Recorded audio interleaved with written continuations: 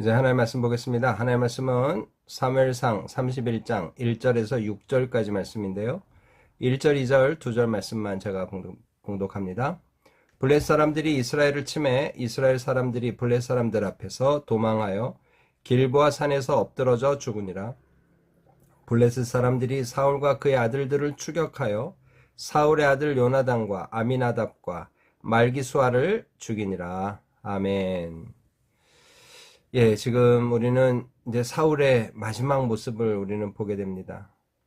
사울은 하나님 앞에 왕으로 기름 부음 받은 후에 승승장구하던 때가 있었습니다. 그러나 그는 그 자신이 얻게 된 그 권력과 부와 그 명예를 하나님 앞에서 잘 소화해내지 못한 듯합니다. 결국 자기보다 앞서 있는 것 같은 어린 다윗을 수용하고 용납하지 못하는 옹졸한 마음 앞에 그는 무참히 넘어지게 된 거죠.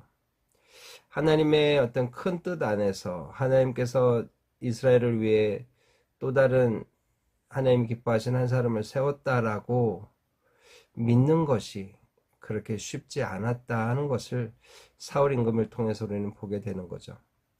그래서 그는 우여곡절 여러 가지 참 인생의 안 좋은 면을 우리에게 보여주다 이제 오늘 전장터에서 그의 목숨을 잃게 됩니다. 오늘 그의 마지막 또 그의 마지막을 함께 했던 사람들의 이야기를 통해 주님이 주시는 교훈을 함께 나누고자 합니다. 블레셋 사람들이 이스라엘을 침해 이스라엘 사람들이 블레셋 사람들 앞에서 도망하여 길보아 산에서 엎드러져 죽으니라. 예, 블레셋 사람들이 가드왕 아기스를 포함한 여러 부족들이 모여서 이스라엘을 치게 된 거죠. 그래서 길보아 산이라는 곳에 이제 진치며 서로 싸움을 하던 중에 오늘 블레셋 사람들이 이스라엘을 쳐서 이스라엘 사람들이 블레셋 사람들 앞에 도망가다가 길보아 산에서 엎드러져 죽게 된 겁니다. 그런데 바로 그 길보아 산에서 많은 이스라엘 백성들이 이름 모를 많은 이스라엘 백성들이 죽었지만 참 유명한 사람들이 또 함께 죽음을 맞이하게 된 거죠. 2절에 뭐라고 표현됩니까? 사울과 그의 아들들을 추격하여 사울의 아들 요나단과 아비나답과 말기수아를 죽이니라. 이제 사울도 잠시 후에 죽음을 맞게 되지만 오늘 사울이 죽기 전에 이미 요나단, 사울의 아들 요나단과 아비나답과 말기수아가 죽었다 이렇게 표현하고 있습니다. 여기서 지금 사울의 또 다른 아들 말기수아와 아비나답에 대해서는 많은 정보가 없습니다. 그러나 오늘 우리가 눈여겨볼 대목의 사람 누굽니까? 요나단. 요나단이 오늘 이 길보아 산에서 죽음을 맞게 된 거죠. 저는 이 사무엘상 31장 이 파트를 읽으면 이 사울의 죽음도 죽음이지만 요나단의 죽음이 우리의 마음을 많이 아프게 하고 여러 생각을 하게 되는 거죠. 오늘 요나단이 사울왕 자기 아버지 곁을 끝까지 지키다가 아버지보다 앞서 전장터에서 산화하게 된 겁니다. 오늘 하나님은 왜 요나단을 바로 이 시점에서 데려가실까요? 그가 죽음을 맞는 모습이 또한 전장터에서 이스라엘 민족을 위해서 싸우다가 자기 아버지 사울 임금을 위해서 싸우다가 그는 장렬히 죽게 되는 거죠. 왜 요나단이 이 시점에서 죽어야만 하고 왜 하나님은 요나단의 생명을 이렇게 일찍 거둬가실까요? 여러분 오늘 이 부분에 대해서 오늘 사무엘상 저자는 우리에게 어떠한 정보도 주지 않습니다. 그러나 다만 우리는 좀 추론할 수 있을 뿐이죠. 이사야 57장의 말씀을 보면 이런 말씀이 나옵니다. 의인이 죽을지라도 마음에 두는 자가 없고 진실한 이들이 거두어감을 당할지라도 깨닫는 자가 없도다. 의인들은 악한 자들 앞에서 불려가도다. 여기서 지금 악한 자들 앞에서 불려간다. 의인이 악한 자들 앞에서 불려간다 라고 하는 이사야의 이 표현은 뭘 의미합니까? 다른 번역본으로 비교해 보면 재앙 전에, 화액 전에, 앞으로 다가올 악을 보기 전에 하나님은 의인을 데려가신다. 그런데 이런 의인이 이런 상황을 피하기 위해서 악을 만나고 재앙을 만나고 화액을 만나기 전에 데려가신다고 하는 사실을 사람들은 알지 못한다는 거예요. 그래서 이사야가 말하는 거죠. 의인이 죽을지라도 마음에 두는 자가 없다. 이렇게 이사야가 한탄을 하는 거죠. 오늘 어떻게 보면 이 말씀대로 하나님은 요나단을 이제 당신의 수하에, 당신의 품에 두시려고 거두가시는 거죠. 왜 그럴까요?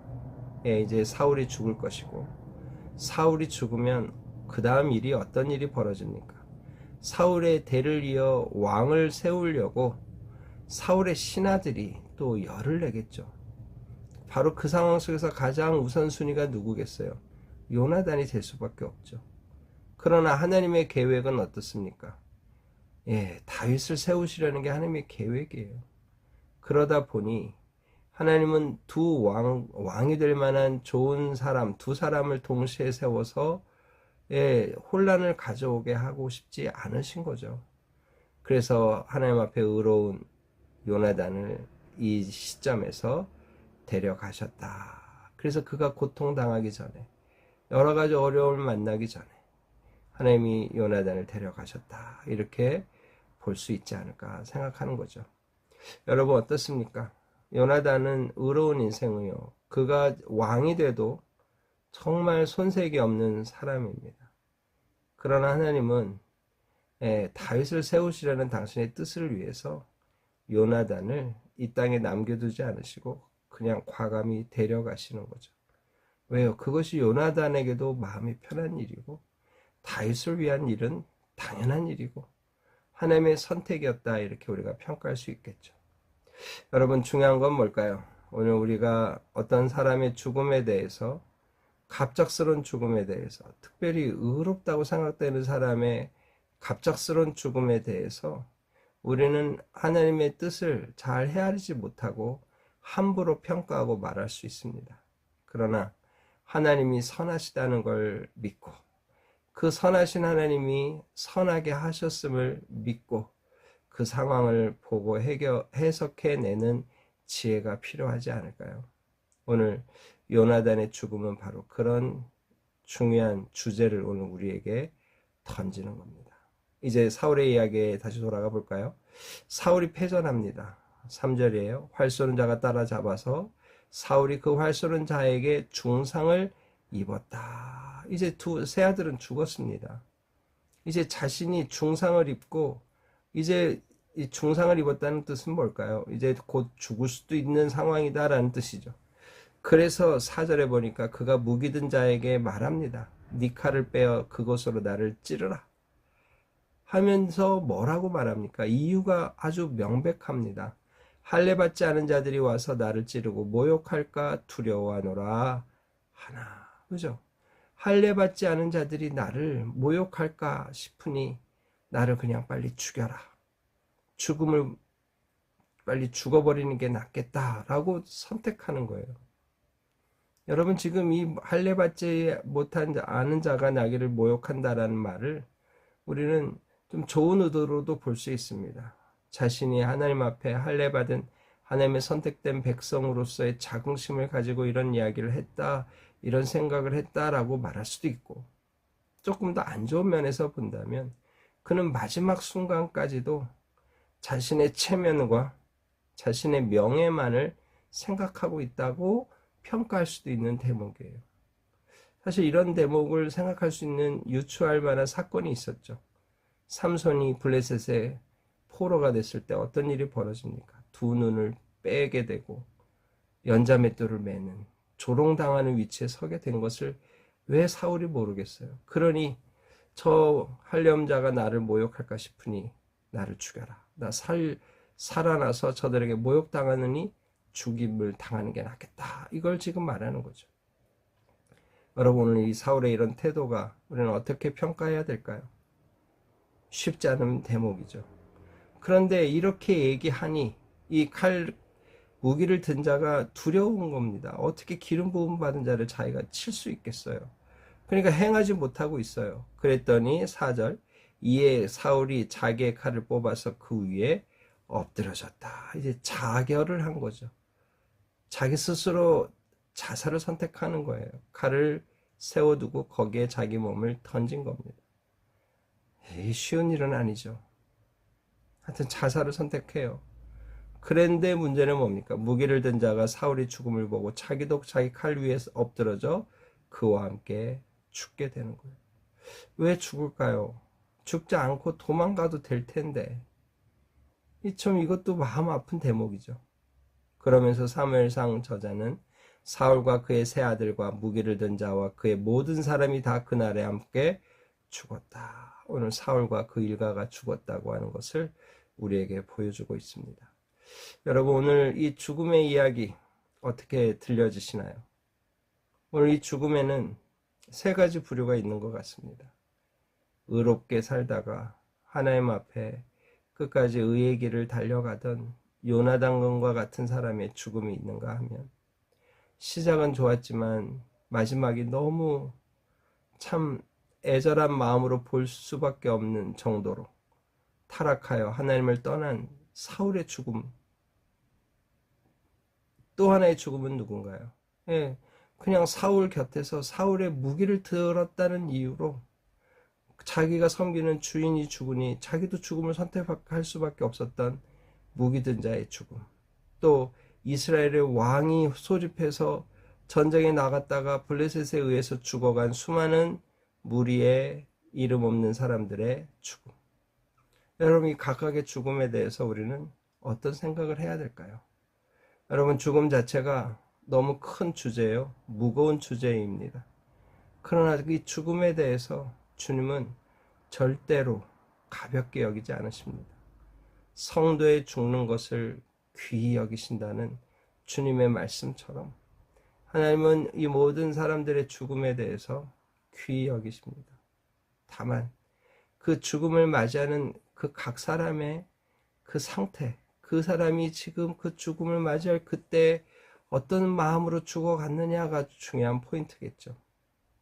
오늘 사울처럼 하나님 앞에 돌이키지 못한 채 마지막까지도 자기의 명예만을 추구하며 어떻게 보면 죽음 앞에서도 하나님 앞에 서지 못했던 안타까운 죽음이 되지 않으면 좋겠다는 것이고, 또 한 가지는 요나단처럼 하나님 앞에 끝까지 믿음의 길을 달리고 부족하지만 연약하지만 자기 아버지 곁을 지키며 나라와 민족을 위해 싸우다가 하나님의 백성입니다. 이스라엘 백성을 위해 싸우다가 죽어간 요나단의 믿음 같은 믿음이 되면 좋겠다. 그런 죽음이 좀 되면 좋겠다. 오늘 우리가 생각하게 되는 거죠. 아울러 이름 모를 많은 사람들의 죽음, 오늘 무기든 자의 죽음도 마찬가지겠죠. 하나님은 이들의 선택, 또 이들의 어쩔 수 없는 그 죽음을 향한 어떤 여정을 하나님은 귀하게 여기실 것입니다. 그것이 어떤 유명한 이름을 남기는 사람은 아니었지만 하나님은 이들을 귀하게 여기시고 평가하실 거라는 거죠.